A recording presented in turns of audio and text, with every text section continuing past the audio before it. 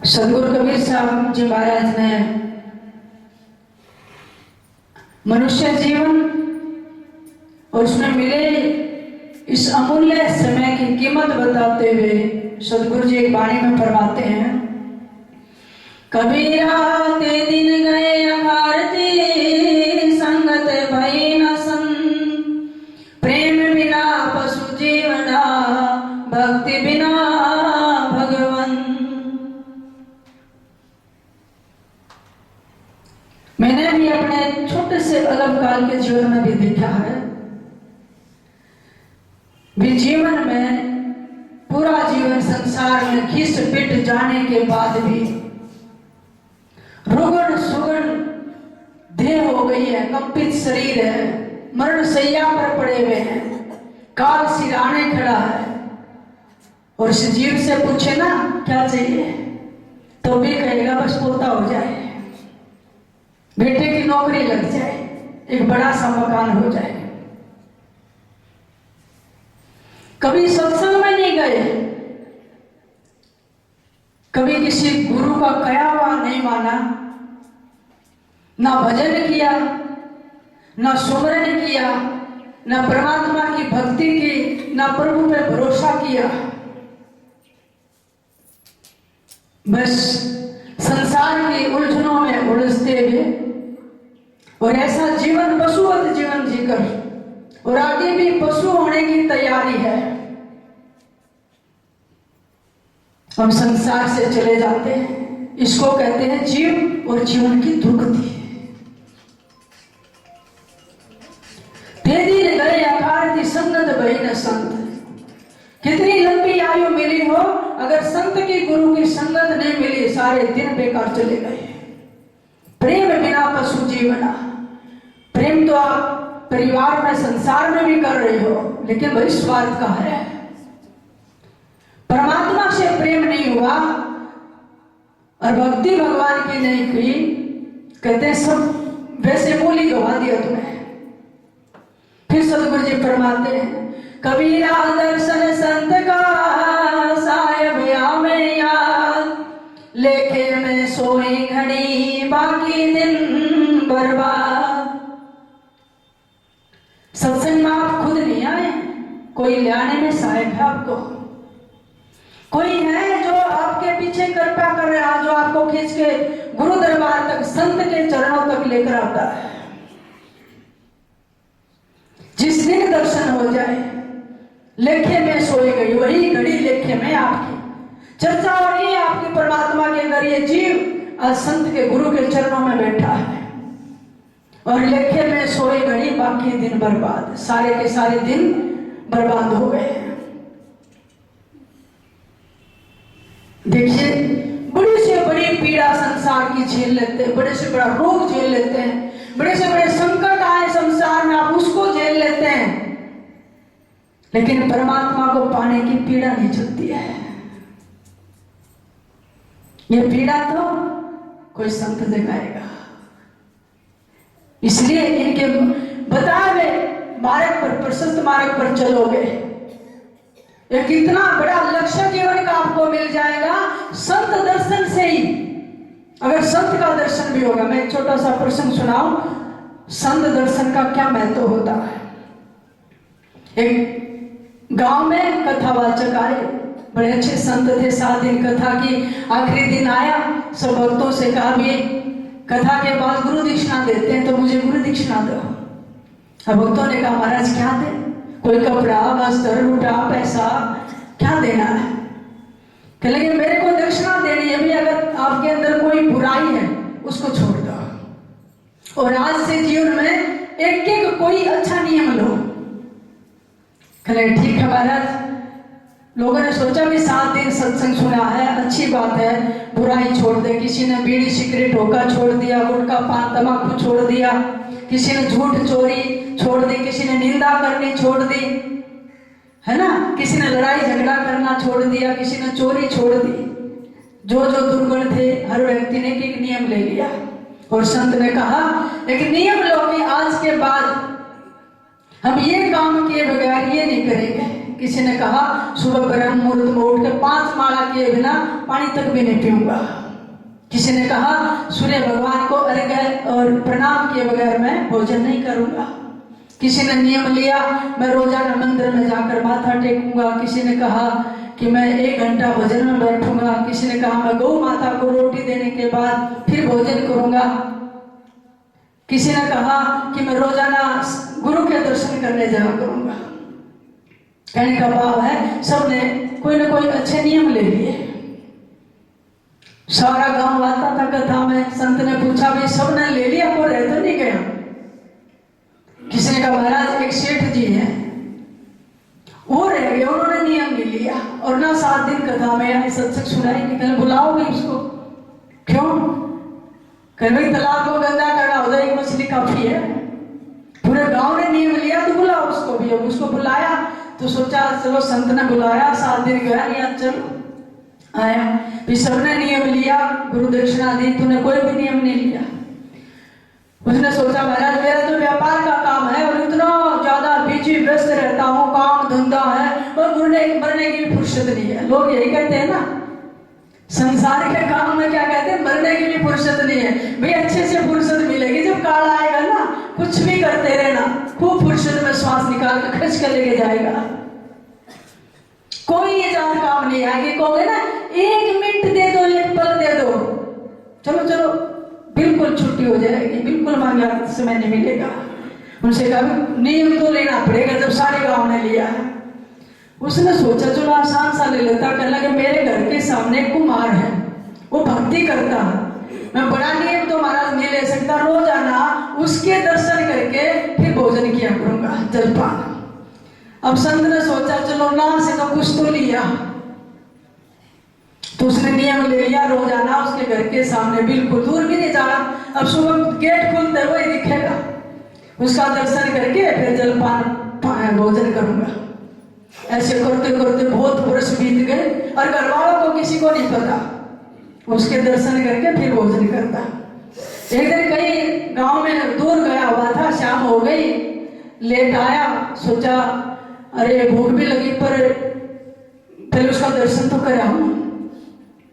भाग्या गया उसके घर वाले कहने लगे तो कल रात से नहीं आता, भोजन तो कर लेगी भी, अभी आ बस थोड़ी देर ठहरो। घर जाके उसकी पत्नी थी, उसने कहा जी वो मेरे पति को मार तो नहीं है, कहाँ है? कि पहाड़ी पर मिट्टी लेने गए हैं। और वो भाग्या गया कि दर्शन करके तभी जलपान करूंगा। भाग्या गया, वो पहाड़ पर मिट्टी खोद रहा था, सोचा पहाड़ से तो दूर से दिखेगा, अभी नीचे से भी दिख जाएगा, ऊपर भी नीचे ना पड़ेगा, तो वो मिट्टी खोद रहा था। मिट्टी खोदते खोदते उसे एक इतना बड़ा मटका मिला जिसमें सोने की असंख्यां भरी हुई थी। उसने सोचा इतने आज तो भगवान ने छप्पर फाड़ के दे दिया, हे परमात्मा मैं तो इतनी भक्ति भी नहीं की थी, बस थोड़ा सा तेरा नाम लेता हूँ, सारी उम्र मिट्टी ढोते ढोते ब्रांड माटी हो रही, आज तो तूने बस तिजोरी खोल दी। वो तिजोरी का मटका मिल गया उसको, सरपियां भरी थी। वो दाएं बाएं देखने लगा, कोई दो देख तो नहीं रहा। और नीचे से उस आदमी ने रुका मारा, वो खड़ा था ना, कह लगे देख लिया देख लिया। अब उसने सोची क्या देख लिया, जो मैंने मटका मिला। और वो आदमी क्या कह रहा था कि तेरे को देख लिया बस जा रहा हूं। अब पहाड़ से बोला भी देख लिया ना तो 50-50। कहली क्या 50-50?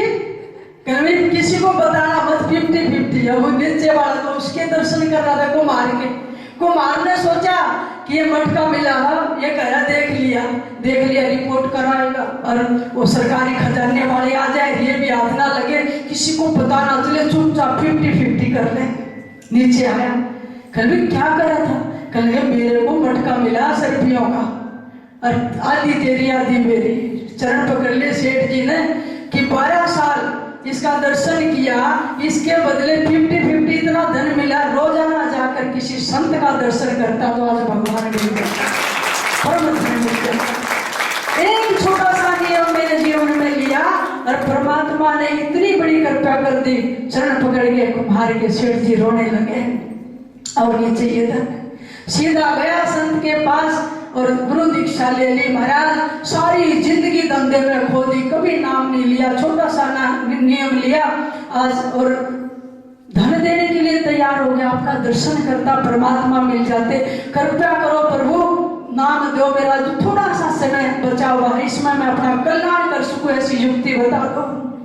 युक्ति बताते हैं सदगुरु क्या, कृपाओ घड़ी तो याद करे निमालासन खोए, सदगुरु हेला देते हैं भाई विषय बीज नहीं बोए। पाव घड़ी भी रहेगी ना, एक घड़ी 24 मिनट की, पाव घड़ी भी अगर रहेगी है ना जीवन की सांसों की, और सारी जिंदगी तुमने कुछ किया है और रोकर पुकारना प्रभु को, तो तब भी वो दौड़ा चला आएगा।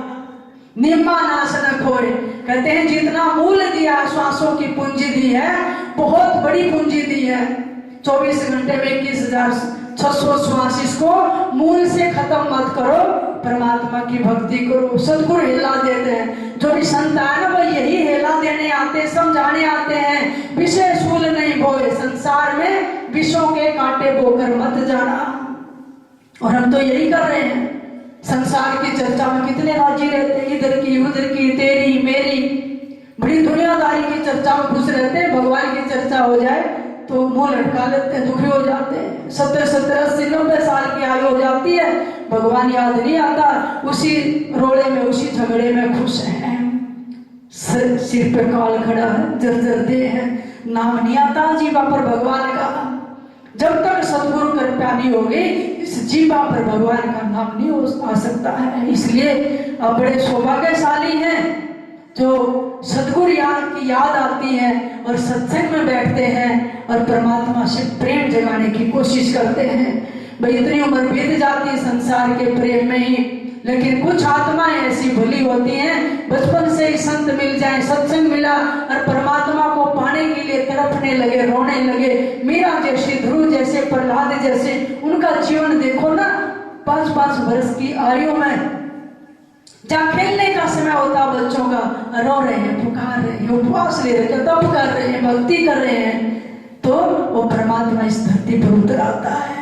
मीरा के लिए आए, ध्रुव और प्रहलाद के लिए आए। इसलिए जितना समय मिले इसको गवाओ मना, बस अपना काम बना लो, समय बीता जा रहा है, सदगुरु की भक्ति कर लो। ये आंखों ने बहुत संसार देख लिया, अब तो संतों को देख के भगवान को देखने की प्रयास करो। आइए एक छोटा सा भजन बोलूंगी, साथ साथ बोलना। दरस बिना दुखन लागे, दरस बिना दुखन लागे। मीरा बाई जी कह रही है परमात्मा बहुत बरस हो गए, छोटी अवस्था की राखी। दरस बिना दुखन लागे, हरि के बिना दुखन लागे, दुखन लागे, गुरु के बिना दुखन लागे, गुरु के बिना दुखन लागे। जब से बिछड़े प्रभु तुम्हें देखे, जब से बिछड़े प्रभु तुम्हें देखे, कबू ना पायो साथ मुझे, दुखन लागे, दरस बिना लागे, प्रभु के बिना कबू ना पायो, हरि के बिना कबू ना पायो, हरि के बिना कबू ना पायो। दुखन लागे, हरि के बिना दुखन लागे। शब्द सुनते मेरी छातियों कांप है, शब्द सुनते मेरी छातियों मीठे लागे, हरि के बिना दुखन लागे, हरि के बिना दुखन लागे। मीरा के आसपास बोलते चले जाते थे परमात्मा, उनकी आवाज सुनती छाती कांपने लग जाती मीरा की, मीठी आवाज सुनकर भीतर के नाद में डूब जाती मीरा। दरस बिना दुखन लागे,